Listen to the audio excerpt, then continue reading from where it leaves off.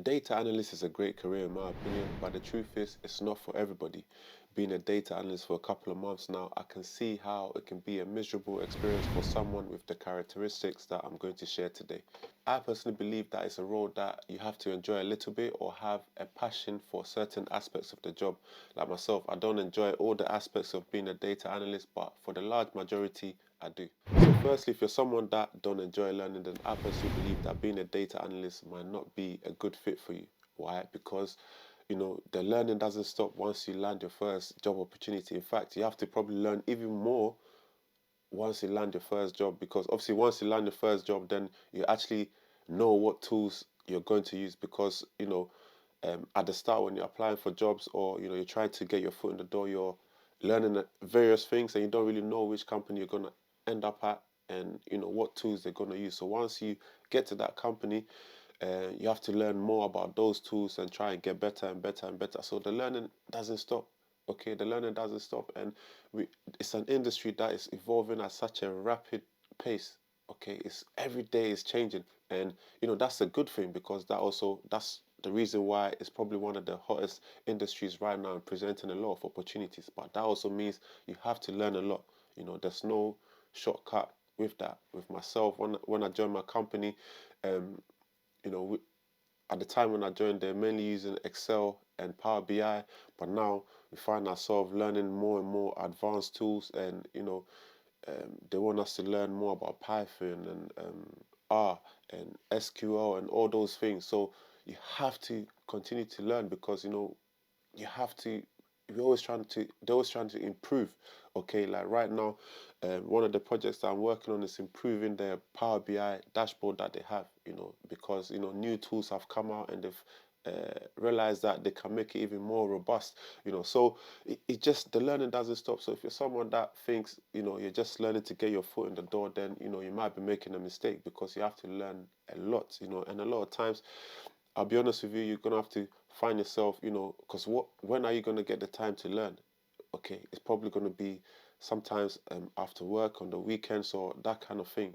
But the good thing about the learning is that also increases your employability anyway, and that's one thing that I really like about that industry. Maybe you know, like once you get your foot in the door, um, you know, you can take like a month or two and do certain courses, and that increases your employability. That also increases how much you can earn as a data analyst. Get a certification here and there, and that boosts your appeal to the market. So it's a good thing. It's not a bad thing. So just make sure that if you're someone that thinks it's about just getting your foot in the door and that's it, you got a job for life. No, it doesn't work like that. It's always changing. Companies always want to get better. You know, new data are coming in different shapes and forms, and they're gonna have to find ways to analyze those data and make meaning out of them. So yes, it's a constant process. Okay, so I hate to break it to you, but you have to continue learning once you land your first job opportunity. Also, if you're someone that doesn't like working to tight deadlines or working under pressure, then being a data analyst might also not be for you. But with this one, I think it's a skill that can actually be learned. It's not something that you're born with or anything. It's something that you can learn, with a bit of organization here and there. But it's part of the role. You have to work a lot to tight deadlines, because you'll be doing projects and projects. You have to have a delivery plan of when you're going to deliver it by, and with the stakeholders, they want things at the click of a finger. They don't. A lot of them are not tech savvy, so they don't really know what it takes to produce a certain products for them. Sometimes, I remember sometimes I'll be in meetings and they'll tell me all these fancy things that they want. Oh, why don't you just put this there? Why don't you just add this and add that? Like a shopping basket. But it doesn't work like that. Maybe in Power BI, sometimes doing the simplest thing can take forever. Doing like putting in all these measures and calculated columns just to create one simple thing. So they don't think about it like that, and the time it takes in between that. You got your BAU tasks that you have to do in between, business as usual, requests that comes from other people that you have to fulfill, because you're not just sitting there just doing one thing like all the time. You're doing other bits and bobs as well. So yeah, so a lot of times you find yourself, you know, working to very tight deadlines, and obviously it depends on what company you work as well. As obviously you you get your foot in the door, you gain more experience. Like you might be get yourself in better situations where you know the job is more relaxed or whatever. But with me, in my first job opportunity, it's tough. It's very high pace. They want things fast. I'm always like working between different tasks at a very fast pace. But that's just my reality. For other people, it's a little bit different. But yeah, you have to be able to work to tight deadlines, and the only way to do that is being very organized. Okay, you have to be very organized, and also um, with that as well. Yeah, sometimes if you're not organized, it can cause you a lot of problems because if you're organized, if that they give you a task like, oh, do this for me, I need this done by so and so date. You have to be organized in the sense that, okay, hold on, they want me to do this and that. This might take at least so and so days because I'm also working on this as well. I'm also working on that. So where is the time to produce this? So that's when you have to, if you're not organized, you just find yourself agreeing to things that are impossible, and that's when you find yourself working very long, very long days and weekends trying to, meet certain deadlines. So you have to be organized in order to, be able to meet the tight deadlines that they will give you. Also, this is a nice segue into like the next part, and that is you have to be able to make tough decisions. Okay, you have to be able to make tough decisions and challenge decisions, and that's a tough one, because um, obviously a lot of the stakeholders that you're going to be dealing with, like they're higher ups, like proper higher ups. Like in my shoes, like some of my stakeholders are like directors and my boss's boss and so on, and sometimes you have to find a way to tell them no because they're asking you to do things in a short space of time, and you just can't, it's just not possible. And sometimes you have to prioritize certain tasks. This person wants you to do this, but then this person also wants you to do that. So whose work do you prioritize? So you have to be able to challenge decisions, or you find yourself in a very tricky situation because once you once you agree to a deadline, they sort of hold you up to it. Like, hey, you said you're gonna produce this work at so and so time. Where's the work? And if you're not someone that can put your foot down and say, no, this is like too much work for this amount of time, I can't, there's no way I can do this and do that unless you're asking me to work on my weekends and stay up late all night, doing this and that, and obviously that's not work-life balance or that kind of thing, that will affect your mental health even, so you have to be able to, yeah, put your foot down and say, look, I can't produce this work at such and such time because of all the other things that I have. We also have to do this and that. Or you have to maybe communicate with your manager as well. If you've got a good manager, that helps as well. And you can work something out, and then you can push back on certain things. But you have to be careful because once you agree to certain deadlines, they hold you up to it, and you just have to produce it, especially when you're beginning. A lot of times, obviously you're nervous, you're trying to make a good name for yourself, and I find myself working all sorts of hours trying to get work done, but if you're not careful, you can take on too much and then get yourself in quite a bit of trouble. Also, if you're scared of making presentation, then being a data analyst might also not be for you. But again, this is something that you can learn. The more you practice, the more you get comfortable. I found that the more prepared you are, the more easier it is to present. But when you're not prepared, then that's when you get nervous and all sorts. But if you're very well prepared and you take it very seriously, then you should be fine. But it's something that can be learned, and it's a very key aspects of the job role, because we're writing a lot of reports and then having to present it to people. You're doing analysis and then presenting your analysis to the stakeholders or whoever you have to present in front of. And I recall very well my first presentation, and yeah, it did not go according to plan. I had um first of all, like, I kind of found out last minute that I'll be doing the presentation, and I was like, so why am I just finding out about this? Like, but yeah, I said, okay, fine, I'll do the presentation. And the presentation was in front of like the heads of, the departments in my company. And yeah, it's like and this was via Teams as well. And then, yeah, you turn on the camera and you see all of them sitting there like, serious faces already like that already shakes your confidence, you know. And I remember the first time I had to do that presentation, that was my first time using two screens because I needed to have two screens. But since I joined, I was always working on one screen, and yeah, that was tough. So I put on the second screen, and then I was trying to share the slides, and I ended up sharing the wrong slides, and yeah, they were not happy. Like they're like, I was asking them, "Can you see the slides?" They're like, "Nope, I think you're sharing the wrong thing." I was like, "Oh gosh!" And then already it just destabilized me, because I didn't know how to fix the situation. So I'm just clicking different things, trying to make it work, and then finally, I got it to work. But that was very embarrassing, and that presentation I had to do, I think, four different versions of that presentations to obviously different departments, and they were all slightly different with different stakeholders.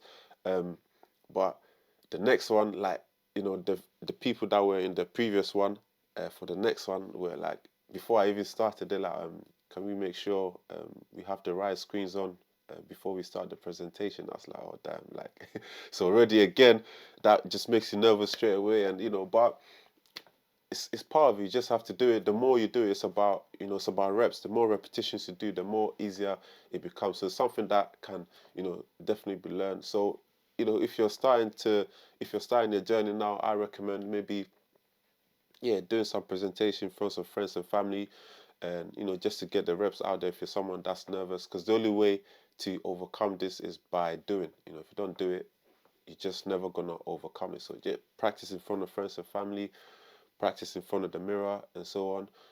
And even in fact, my as part of my interview before I got my current role, I had to do a presentation. Okay, so yeah, it's something that you have to do, and if you don't try and overcome the nerves, you might not even be able to get your foot in the door. So please, work on your presentation skills as well when you're trying to break into data analytics. Another very important trait of being a data analyst that, if you don't have, you might struggle a little bit, is, being a curious person. You have to be very curious, because, when you have the data in front of you, you want to get under the hood of the data and find out what's really going on. Why did this rise? Why did this drop? If I take out this from the data, what would it look like? Things like that. You have to get excited about, the data, and want to uncover new trends. I remember um, one of the first projects that, one of the first reports that I wrote. I uncovered some insights that, it's a report that they've been doing, like, regularly for a while. But when I came, I uncovered things that, they've never uncovered before, and it was like simple things. So when you have that curiosity, it really helps, and make you like a great data analyst as well. And I think it's something that can be learned. You just play around with the data a little bit, let it speak to you, and I think it can be learned. It can be learned.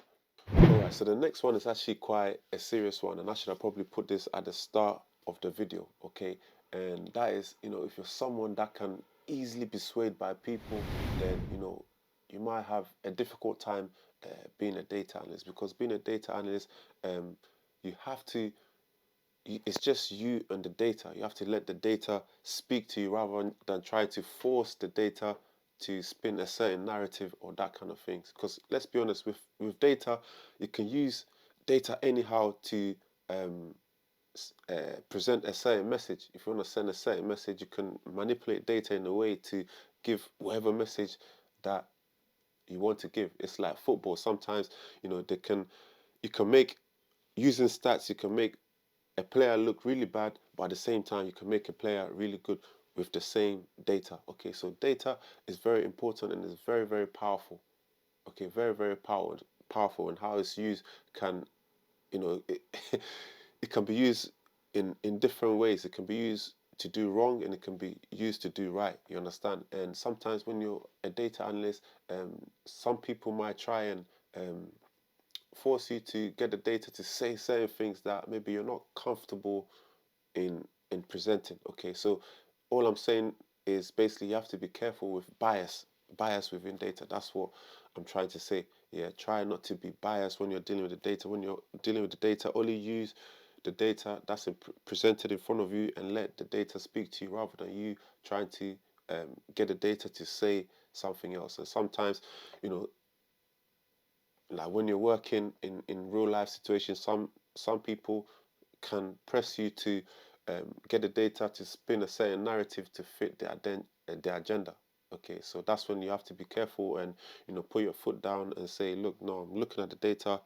This is kind of what it's saying, and that's it. Like so this is very very important because it can it's like we're talking about integrity here. Like it can lead to like a lot of problems, wrong decisions being made. It can lead to companies losing billions. It can affect people. It's a whole lot. Okay, but make sure you're not biased when you're analyzing your data. Only work with the data that's in front of you. Let the data speak to you. Very very important. And this is one of the things that I even learned in my Google data analytics certificate program. Okay, so yeah, this is very very important. That's not spoken of enough.